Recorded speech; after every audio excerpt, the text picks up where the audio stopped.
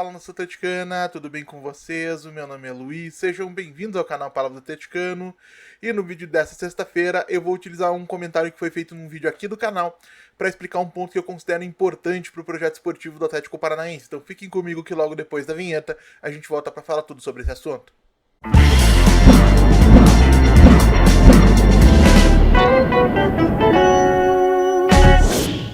Então vamos lá para o tema do vídeo de hoje, pessoal. E antes de mais nada, eu gostaria de destacar e de esclarecer que o comentário que eu estou usando como gancho para abordar esses assuntos no vídeo dessa sexta-feira foi feito por um inscrito aqui do canal, de maneira educada, sem atacar e nem ofender ninguém. Então, por mais que eu sinta que eu perco 10 pontos de QI momentaneamente cada vez que eu tenho que fazer um pedido como esse, quem quiser discutir, seja comigo, seja com o autor do comentário, com qualquer outra pessoa que decida participar dessa conversa através da seção de comentários aqui do YouTube, que faça isso, por favor, de maneira educada, com argumentos, tentando entender o que o outro lado tem para dizer e tentando argumentar e acrescentar informações para que todos possam sair dessa conversa, desse debate mais bem informados, tá? Porque é uma questão de opinião, de visão, não tem exatamente por que a gente se degladiar em torno disso. E qual que é o comentário que eu me refiro? Foi o comentário feito pelo inscrito Júlio Camargo, já acompanha aqui o canal há cerca de 5 meses, segundo me informa o YouTube, no vídeo da última quarta-feira. E o que o Júlio disse foi o seguinte, eu vou colocar o comentário na tela, mas também vou ler para que quem eventualmente esteja só ouvindo o vídeo possa acompanhar sem maiores dificuldades. É óbvio, o Emerson não sabe se posicionar, ele não é atacante de área, na verdade ele é muito fraco. O Emerson não tem qualidade ainda para jogar no Atlético, fazer campanha para o Emerson era a mesma campanha que vocês faziam para o Varini, não tinha outro. E o que me chama atenção nesse comentário especificamente? As afirmações, na verdade ele é muito fraco e o Emerson não tem qualidade ainda para jogar no Atlético. Por quê? Porque eles vão de encontro ao encontro, eles vão muito em sentido contrário àquilo que eu apregou aqui no canal em relação à necessidade do Atlético valorizar as suas categorias de base. E o que eu quero dizer com isso?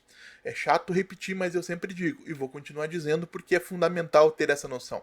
O Atlético ele não é o Flamengo, o Atlético não é o Palmeiras, o Atlético não é o Atlético Mineiro ou o Botafogo. O Atlético não tem essa mesma capacidade de investimento, seja para contratações, seja para pagamento de salários. Isso significa, gente, que para ser competitivo, como a gente espera que o Atlético seja, não basta ele apenas gastar bem o seu dinheiro, ele precisa fazer mais com menos, extrair mais rendimento de um investimento menor.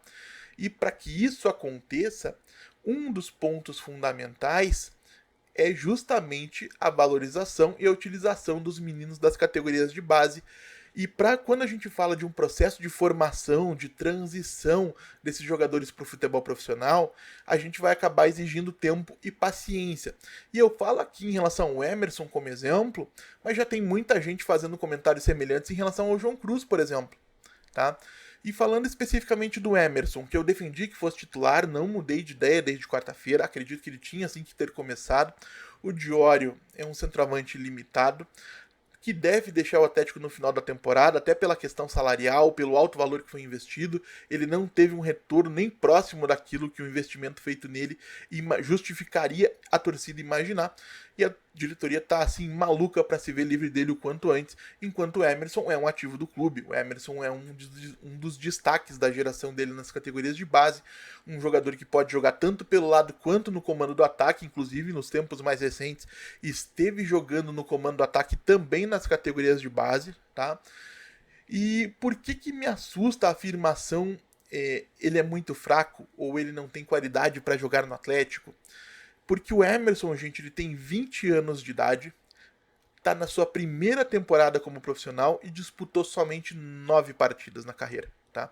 E nessas 9 partidas foram, e aí eu vou começar a ler para não passar informações incorretas, tá? Vou pedir licença para vocês, 264 minutos, ou seja, na soma de tudo, não deu 3 partidas completas.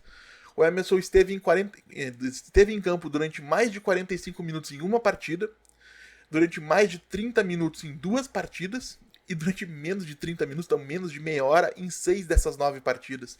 Então é um jogador que tem uma minutagem, uma amostragem no futebol profissional muito baixa, até para a gente imaginar que ele esteja adaptado ao futebol profissional. E para adaptar um jogador, não tem outro caminho, gente. Ele tem que entrar em campo, e quando você tem, e é isso que eu defendi na quarta-feira, um jogador que vem sendo utilizado antes do Diório, especificamente nesse caso, contra todos os outros adversários, difícil para mim entender o porquê que o menino da base ele não tem prioridade para ser titular em detrimento a um jogador veterano, caríssimo e que a diretoria tá maluca para se ver livre. O Emerson, repito, deveria ter continuado em campo. E o João Cruz, que tem recebido algumas críticas, e aqui a gente vai começar a se desvencilhar um pouquinho do comentário do Júlio, que, repito, foi usado só como gancho, espero que ele não se importe, para falar um pouquinho de como é essa transição do futebol profissional. Porque o João Cruz também está na sua primeira temporada como profissional. Foram 23 partidas na carreira, 1.074 minutos, 2 gols e 2 assistências.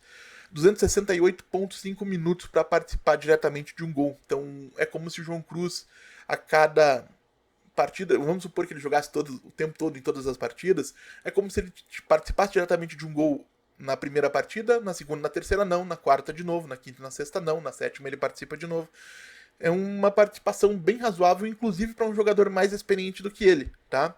E isso é fundamental entender, porque é necessário, é fundamental ter paciência e cuidado antes de bater o martelo para descartar qualquer um desses jogadores.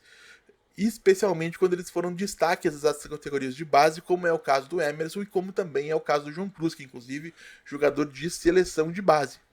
Tá? E eu acho que isso é fundamental, importantíssimo, ainda mais no Atlético e nas últimas temporadas, porque as categorias de base foram completamente escanteadas e não houve qualquer preocupação em preparar a transição desses meninos para o futebol profissional.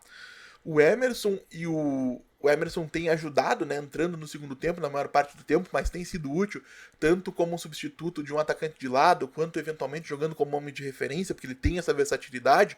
E o João Cruz tem sido, inclusive, importante como esse homem de ligação, né, muito do que o Atlético criou contra o Atlético Goianiense no último final de semana, por exemplo, na última quarta-feira, por exemplo, passou pelos pés do João Cruz, tá? O João Cruz pode não ter tido uma partida exuberante, mas teve uma participação muito destacada nos lances de principal perigo do Atlético.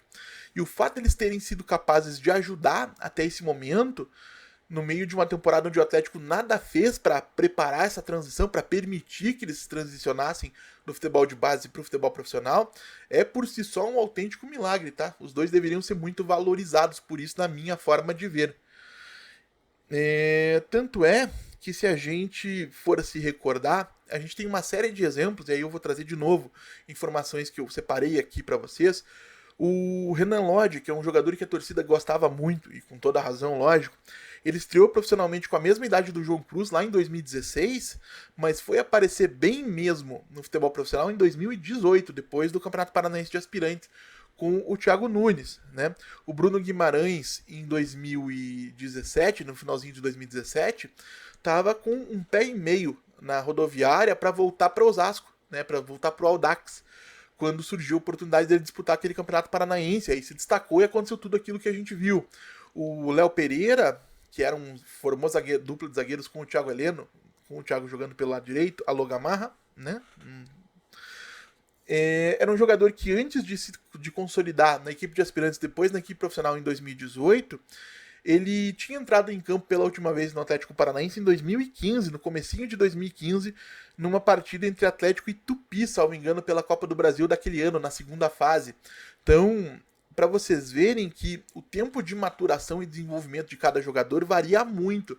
E quando você tem o objetivo, a prioridade, no caso do Atlético, inclusive uma necessidade de se valer das categorias de base para abastecer o seu elenco de bons jogadores, isso precisa estar muito na mente do diretor, precisa estar muito na mente do treinador, precisa estar muito na mente de todo mundo, inclusive do torcedor, que tem que entender que por mais que o jogador não esteja não esteja se destacando absurdamente, a presença e a participação deles no dia a dia, nas partidas, nos campeonatos é fundamental, especialmente num contexto como esse que a gente teve na quarta-feira, onde o Emerson vinha sendo opção antes do Diório.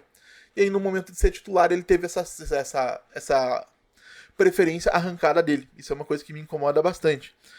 E quando a gente fala de jogadores que vêm de fora, fazendo só um pequeno gancho, a gente já volta pro tema do vídeo, como foi o caso do Canóbio, como foi o caso do Coelho, como é o caso do Bruno Zapelli, a gente também precisa ter a mesma paciência. Tanto é que o Tomás Coelho, que muita gente descartou, e eu mesmo cheguei a declarar aqui no canal que achava que não existia mais clima para ele seguir no Atlético, embora não deixasse de ver valor no jogador, tá aí sendo o grande diferencial do Atlético no ano, assim como também o Julimar. O Julimar que é um jogador que no começo de 2024, se alguém dissesse que seria referência no Atlético, a gente provavelmente teria dado muita risada dessa pessoa. O Julimar era um jogador considerado completamente fora do baralho. E então, se a gente quiser ver jogadores como o Léo Ataíde, como o Marcão, o Arthur Dias, o Leonardo Derek, o Carlos Biro, Dudu, Sorriso e companhia brilhando com a camisa do Atlético Paranaense, como tantos desses jogadores que eu citei especificamente brilharam antes de deixar o clube, como também fez o Bento, Santos, enfim, tantos outros formados pela base recentemente e que deixaram o clube em bons termos depois de se destacar com a camisa do clube, é preciso ter um pouquinho de paciência, entender que nem todo mundo vai entregar de maneira imediata e que se você cortar todos aqueles que não entregam de forma imediata, você vai reduzir muito a sua capacidade, você vai reduzir muito o seu índice de sucesso na transição. O que o Atlético precisa é estabelecer um processo de transição mais claro e mais apoiado, dar um maior suporte para esses meninos para que eles possam ser opções na equipe principal. E uma coisa que eu sempre digo aqui, e volto a repetir, tá? Eu acho importante a gente trazer os conceitos que eu considero fundamentais no entendimento do jogo, é que categoria de base não é lugar de formar craque. Tá lógico, se formar craque, melhor ainda. Mas o craque, por definição, é um jogador excepcional. E excepcional tem a raiz da palavra em exceção. Exceção é aquilo que não é regra. Qual é a regra na categoria de base? É formar bons jogadores. Se você consegue, com a sua base, em relação ao seu elenco principal, formar aí 2, 3 titulares, 2, 3 reservas que entram aí com frequência, uns 2 ou 3 jogadores que compõem o elenco, você acaba desonerando o clube da obrigação de investir na contratação de jogadores medianos, porque reservas, via de regra, vão ser jogadores de uma qualidade um pouco mais baixa. É preferível você ter meninos, jogadores mais jovens, seja da base, seja do mercado, para serem desenvolvidos nessas lacunas, né? E aí, quando você vai ao mercado, você vai realmente economizar o dinheiro que seria gasto nessas contratações e poder investir em jogadores que realmente acrescentem e façam a diferença. Ou que façam a diferença, mas que realmente cheguem e tomem conta da posição, cheguem como soluções para determinadas necessidades. Então, gente, se o Atlético quiser ser, como foi em 18 e 19 especificamente, um clube competitivo, um clube com bons jogadores, um clube que joga um bom futebol, né, dentro de campo inclusive, um clube que empolga o seu torcedor, é fundamental, é importantíssimo, a meu ver, é inegociável que haja um apoio às categorias de base, que haja um entendimento de todos os envolvidos, inclusive do torcedor, que esses jovens vão ter tempos de maturação diferentes e que a gente tem que saber esperar para colher cada um deles no momento certo, tá? E basicamente era isso que eu tinha para dizer, tá? Acabei de confirmar aqui no roteirinho. Eu tinha separado para hoje, é isso aí mesmo. E quero saber a opinião de todos vocês, claro. O que vocês acham desse tema? O que vocês veem em relação às categorias de base? São importantes? Não são importantes? O que vocês acham dos meninos que têm sido utilizados? Do Emerson, do João Cruz? O que vocês imaginam daqui para o futuro em relação a 2025, utilização da base? Se tem que ter equipe de aspirantes? Se não tem? Quem tem que jogar nessa equipe de aspirantes? Deixe aí nos comentários. Como sempre digo aqui, eu leio todos e respondo todos. E se você está chegando agora, eu vou pedir que você deixe o seu like, se inscreva no canal, compartilhe o conteúdo em redes sociais. A gente volta a falar do Atlético Paranaense amanhã aqui no canal Palavra do Atleticano. Muito obrigado mais uma vez pela atenção de todos e até a próxima.